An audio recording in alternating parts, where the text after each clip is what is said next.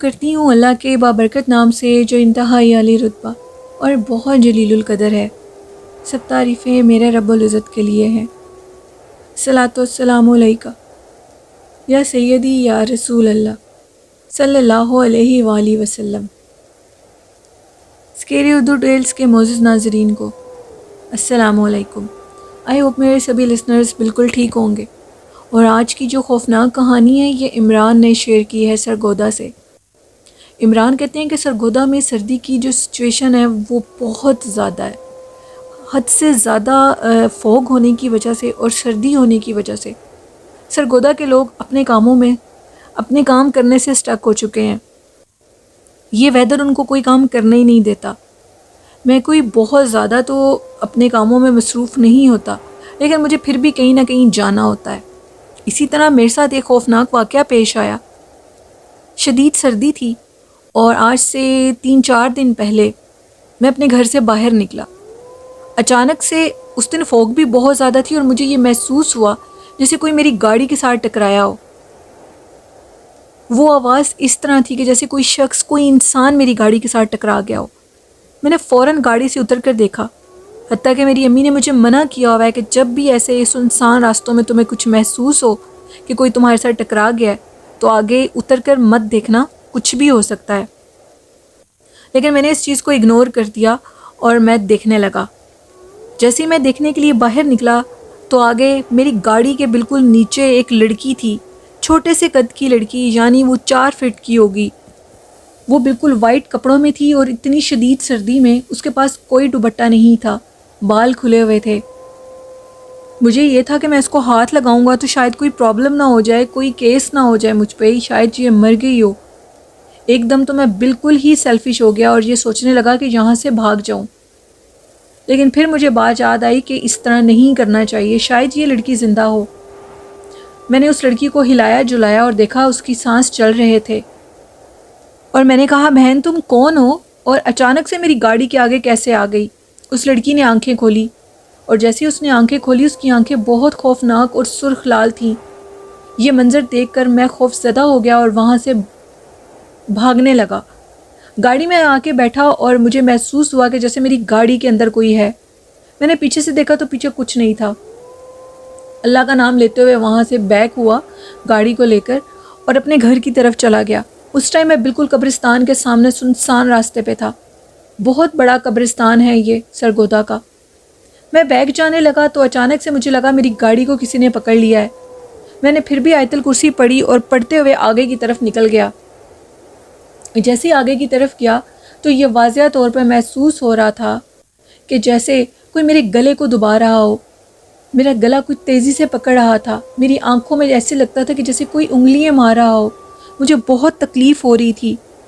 آیت الکرسی کی مدد سے میں گھر تک پہنچا اور پتہ نہیں کیسے اندھوں کی طرح دروازے کو میں نے کھولا گاڑی کے، اور میں اپنے گھر کی بیل دی۔ جیسے ہی اپنے گھر کی بیل دی اور دیکھا جا کر تو مجھے یہ واضح طور پر محسوس ہوا کہ میرے ساتھ کوئی ایک ایسی چیز ہے جو مجھے دکھ نہیں رہی لیکن محسوس ضرور ہو رہی ہے، جیسے کسی نے زوردار طریقے سے میرے سر کو پیچھے کی طرف کیا ہو۔ میرے والدین جاگ چکے تھے اور میری یہ حالت دیکھ رہے تھے۔ میری حالت بہت سخت خراب تھی، مجھے شدید وامٹنگ ہونے لگی۔ اتنی سردی میں میرے جسم کو اچانک سے ایسے لگا کہ جیسے کسی نے کوئی آگ کے شعلے میرے اوپر پھینک دیے ہوں۔ وہ مجھے بڑی مشکل سے سنبھالتے ہوئے کمرے تک لے کر گئے۔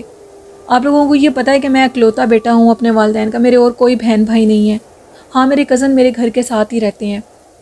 لائٹس آن تھیں اور ساتھ والے روم سے میرا ایک کزن جو کہ میرے ساتھ ہی ہمیشہ رہتا ہے، ہم دونوں بھائی ہیں، ہم اکٹھے ہی رہتے ہیں، ہے وہ میرا کزن چاچو کا بیٹا۔ تو وہ بھی باہر نکل آیا روم سے اور کہنے لگا کہ عمران تمہیں کیا ہوا ہے؟ لیکن مجھے تو اس ٹائم کچھ ہوش نہیں تھی، عمران کہنے سننے کی عمران میں کوئی ہمت نہیں تھی۔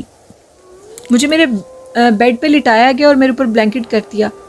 امی نے فوراً آیت الکرسی پڑھنی شروع کر دی اور کہا کہ گھبرانے کی ضرورت نہیں ہے۔ اسے 1000 دفعہ سمجھا چکی ہوں کہ ہم لوگوں کا یہ روڈ بہت سنسان اور پرسرار ہے، انتہائی ہانٹیڈ ہے سردیوں کے موسم میں۔ لیٹ نائٹ گرمیوں میں اور سردیوں کی جو راتیں ہیں یہ بہت پرسرار اور خوفناک ہیں، لیکن یہ لڑکا میری بات نہیں سمجھتا۔ آیت الکرسی پڑھنے سے مجھے کچھ سکون ملا، سورہ یاسین پڑھنے سے مجھے کچھ سکون ملا اور میں آرام سے سو گیا۔ میں کسی کو یہ نہیں بتا پا رہا تھا کہ جیسے کوئی میرے سر کو پکڑ رہا ہے، میرے گلے کو پکڑ رہا ہے، کیونکہ امی ابو پریشان ہو جاتے۔ میرا کزن میرے پاس ہو گیا میرے ہی روم میں۔ آدھی رات کے ٹائم میری دوبارہ آنکھ کھلی، اور جیسے ہی میری آنکھ کھلی تو مجھے محسوس ہوا کہ کوئی پائل پہنے میرے پاس چل رہا ہو۔ میں نے جیسے ہی اپنے منہ سے بلینکٹ ہٹایا تو ایک وہی لڑکی میرے پاس کھڑی تھی انہی کپڑوں میں۔ اس کی آنکھیں کسی لائٹ کی طرح چمک رہی تھیں۔ میں آپ کو یہ بتاؤں کہ آپ کے کچھ لسنرز نے یہ دیکھا ہوگا کہ رات کے ٹائم جو بلیاں ہوتی ہیں اور جو ڈاگز ہوتے ہیں ان کی آنکھیں بلنک کرنے لگ جاتی ہیں، جلنے لگ جاتی ہیں، اور اس کی آنکھیں کسی آگ کی طرح جل رہی تھیں اور وہ مجھے دیکھ کر مسکرا رہی تھی۔ اس کی ہنسی بہت خوفناک اور وحشتناک تھی۔ میں بہت زیادہ ڈر گیا اور اپنے منہ کے اوپر بلینکٹ کر لیا۔ مجھے یہ ڈر تھا کہ کہیں وہ مخلوق میرے کزن کے اوپر حاوی نہ ہو جائے، میں یہ ساری تکلیف اپنے اوپر لے لوں گا۔ ابھی اسی کشمکش میں تھا کہ اچانک سے مجھے پھر محسوس ہوا جس نے کسی نے میرا گلا دبا لیا ہو۔ میرا گلا کوئی برے طریقے سے دبا رہا تھا، میں بہت زیادہ تکلیف میں تھا، اور اچانک سے آواز آئی۔ میں ادھر سے گزر رہی تھی، تو نے مجھے ٹکر مارنے کی کوشش کی اور میری بہت زیادہ اس میں نقصان ہوا۔ وہ نقصان میری ٹانگ کا ہوا۔ یہ بات میں نے اپنے کانوں سے سنی، اور اسی ٹائم میں نے اپنے منہ سے بلینکٹ ہٹایا اور فوراً اس سے معافی طلب کی اور کہا، اے بہن تو جو بھی ہے مجھے معاف کر دے، میں تجھے نہیں جانتا تھا اور تجھے نہیں دیکھ پایا۔ جس پر اس نے کہا کہ میں تجھ سے قصاص لوں گی، یعنی ٹانگ کے بدلے ٹانگ لوں گی۔ یہ بات سن کر میرے رونگٹے کھڑے ہو گئے اور میں ڈر گیا اور چیخیں مارنے لگا، اور اب کی بار میں نے اپنے دوست کو جگایا، اپنے دوست کزن کو جگایا اور کہا کہ اٹھو جلدی کرو، یہ مخلوق میری ٹانگ کو کوئی نقصان کر دے گی۔ اسی ٹائم مجھے محسوس ہوا جیسے کوئی میری ٹانگ کو برے طریقے سے کھینچ رہا ہو، ایسے لگ رہا تھا دھڑ سے الگ کر دے گا کوئی میری ٹانگ کو۔ میں نے چیخنا چلانا شروع کر دیا۔ امی ابو دوبارہ کمرے میں آئے، انہوں نے بلند آواز میں آیت الکرسی اور سورہ یاسین پڑھنی شروع کر دی۔ ہمارے جو مولوی صاحب تھے انہوں نے ہمیں ایک طریقہ بتایا تھا، جب ایسے جنات حاوی ہونے لگیں تو فوراً درود ابراہیمی کی اونچی تلاوت لگا دو کمرے کے اندر، اور جو بھی مخلوق ہو اس کو حضور پاک صلی اللہ علیہ وسلم کا اور ان کی آل کا واسطہ دو، اور کہو کہ اللہ کے نام پر ہماری جان چھوڑ دو، تمہیں ان کا واسطہ ہے۔ انہوں نے وہ واسطہ دیا، اور خاص کر حضرت علی کا واسطہ دیا۔ جب یہ لفظ بولے گئے تو اچانک سے کمرے کے اندر سے ایک عجیب سا دھواں اور ایک گندی سمیل جو تھی بہت زیادہ، کمرے میں گرد و غبار لگ رہا تھا۔ وہ یوں لگ رہا تھا کہ جیسے دروازہ کھلا ہوا ہے اور اس سے باہر نکل رہا ہے۔ اب یہ میرے خیال سے وہ کہتے ہیں کہ 4 بجے کا ٹائم تھا جب یہ واقعہ شروع ہوا ہے دوبارہ، اور اس کے بعد وہ کہتے ہیں کہ محسوس ہوا کہ جیسے وہ مخلوق باہر نکل گئی ہے۔ مجھے دوبارہ کچھ سکون ہوا، خوف سے میری جان نکل رہی تھی اور میں سو گیا۔ جیسے ہی سورہ یاسین پڑھی جاتی تھی، آیت الکرسی، مجھے فوراً سکون آ جاتا تھا۔ اور اس کے بعد وہ کہتے ہیں عمران کہ میں سو گیا، اور اب کی بار مجھے دوبارہ اپنے کمرے میں پائل کی آواز آئی۔ وہ آواز سننے کے بعد میں بہت زیادہ ڈر گیا، اور اب کی بار یہ سننا چاہتا تھا کہ وہ مخلوق مجھے کیا کہتی ہے۔ اس مخلوق نے مجھے واضح طور پہ کہا کہ جن کا تو نے مجھے واسطہ دیا ہے، میں انہی کی در کی منگتی ہوں اور انہی کو اپنا پیر مانتی ہوں۔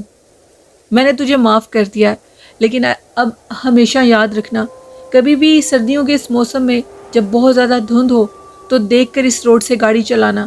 ہم لوگ ادھر سے یعنی قبرستان کے اندر سے گزر کر اپنے گھروں کی طرف جا رہے ہوتے ہیں۔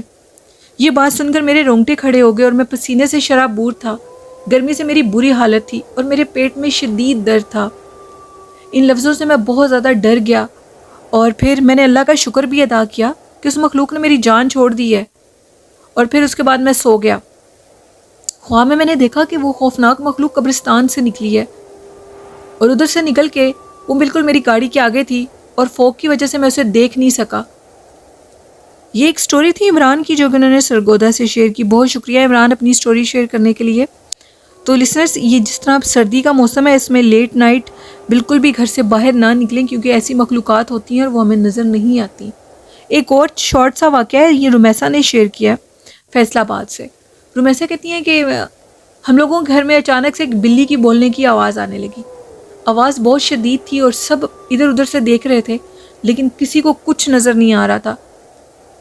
چیئرز کے نیچے سے، بیڈ کے نیچے سے، ہر طرف سے دیکھا، لیکن بلی کی آواز مسلسل ایک کمرے سے آ رہی تھی اور ایک کارنر سے آ رہی تھی۔ اب ہم لوگ بہت پریشان ہو گئے اس بلی کی آواز سے، اور پھر ابو نے یہ فیصلہ کیا کہ مسجد امام صاحب کو لانا چاہیے۔ ان کو لایا گیا اور ایک کارنر سے جہاں سے بلی کے بولنے کی آواز تھی شدید قسم کی، وہاں سے انہوں نے دیکھا تو انہوں نے کہا کہ آپ کے اس کارنر کے اندر ان جنات کا بسیرا ہے اور آپ نے ادھر کچھ سامان رکھا ہوا ہے، اس سامان کو ادھر سے اٹھا لیں۔ اور اسی دن امی نے صبح اس روم کے اندر ایک کارنر کے اندر سامان رکھا تھا۔ مولوی صاحب نے بتایا کہ کارنرز کے اکثر کمروں کے کارنرز میں جنات کا بسیرا ہوتا ہے اور یہ پھر ادھر رہتے ہیں، اور جب آپ ادھر کچھ رکھ دیتے ہو تو پھر وہ تکلیف میں آ جاتے ہیں، تو آپ لوگ اس چیز کا خیال رکھا کریں۔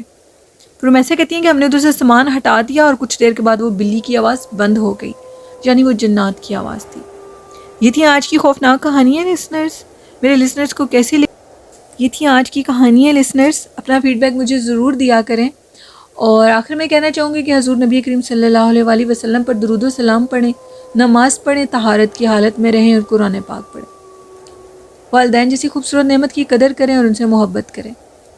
یہ تھا میرا آج کا اچھا میسج۔ آئی ہوپ میرے لسنرز اس پہ ضرور عمل کرتے ہوں گے، اور اسی کے ساتھ اپنی ہوسٹ نیلم ویر کو اجازت دیجیے۔ اپنا اور اپنے والدین کا خیال رکھیے گا، مجھے اور میرے والدین کو اور میرے گھر والوں کو اپنی دعاؤں میں یاد رکھیے گا۔